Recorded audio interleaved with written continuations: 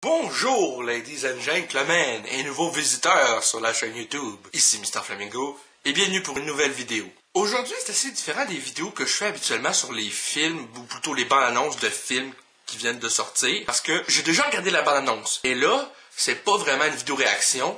C'est pour ça que je dis que c'est assez différent. C'est plutôt vraiment, là, juste une vidéo vraiment discussion. Parce que, après avoir vu la bande-annonce de Fast and Furious 9, j'ai des avis un peu mitigés. Mais pas mitigés genre mitigés négatifs, c'est plus mitigés positifs, mais vraiment aussi, tu sais, des questions que je me pose par rapport à pourquoi la bande-annonce montre ce qu'elle montre là. Et pour ceux qui n'ont pas vu la bande-annonce, c'est possible qu'il y ait des spoilers pour vous parce que il y a quand même quelque chose qui choque un peu dans la bande-annonce, c'est le retour de Han. Et Han était dans, justement, Fast and Furious Tokyo Drift, et il mourrait à la fin. Et là, on sait que Tokyo Drift se passe après le 6, même si c'est le troisième film à être sorti. Mais là, on le voit dans la bande-annonce. Mais la façon qu'il révèle qu'il a survécu, en tout cas, qu'il l'amène dans la bande-annonce, c'est genre, belle place. Sauf que, quelques bouts avant, tu vois, justement, quelqu'un qui semble être la même personne en train de leur montrer un modèle de char modifié avec un genre de propulseur en arrière. Je me dis, dans ce cas-là, je pense que le reveal est un peu foiré.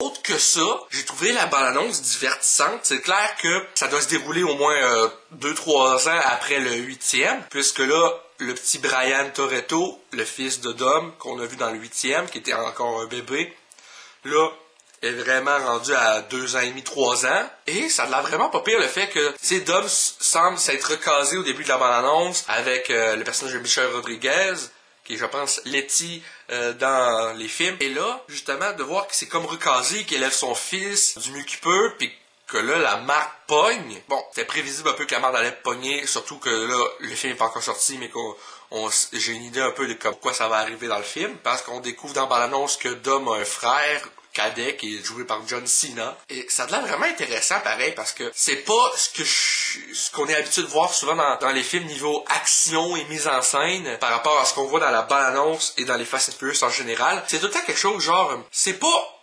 réaliste, mais c'est crissement divertissant. C'est ça qui fait de ces films-là des bons films. C'est pas un bon film parce que c'est genre ultra ancré dans la réalité depuis quelques opus de la franchise. C'est vraiment que c'est quelque chose qui sort vraiment de l'ordinaire le plus possible, mais que ça reste divertissant et cohérent dans l'univers dans lequel c'est mis en place. Et j'aime ça. J'ai hâte de voir comment ça va passer vraiment depuis le premier jusque-là à ce 9e film. Un truc que je comprends pas par contre dans l'annonce aussi, pourquoi Charlize Theron passe de une belle coupe dans le 8e à une coupe bol dans le 9e. Je me rappelle pas le 8e. Est-ce qu'elle changeait de coupe de cheveux à la fin du film? Ou est-ce que c'est carrément pour ce film-là qu'elle changeait de coupe de cheveux par une coupe bol pour Charlize Theron? Je veux dire, l'actrice est tellement belle de base. Belle forme de visage, toute, beaux yeux, toute. La coupe bol ne la met pas en valeur. Mais à part de ça, la bande-annonce, j'ai trouvé très très divertissante. C'est sûr que c'est poussé par les cheveux pas mal. Mais j'ai hâte de voir le film quand il va sortir. Ça, c'est sûr et certain. Je vais faire probablement une vidéo critique comme j'ai fait avec le 8. Je comprends pas pourquoi là.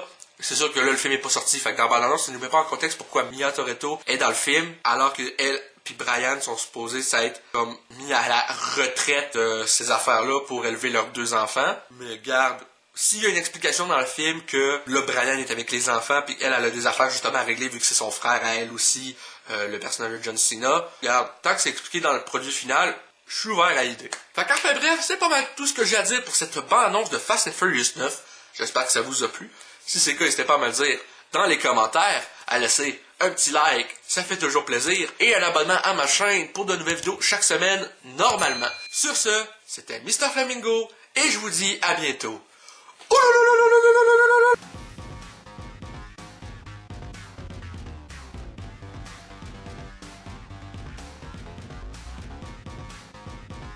Hey le grand, c'est quoi que t'attends pour t'abonner, sacrament?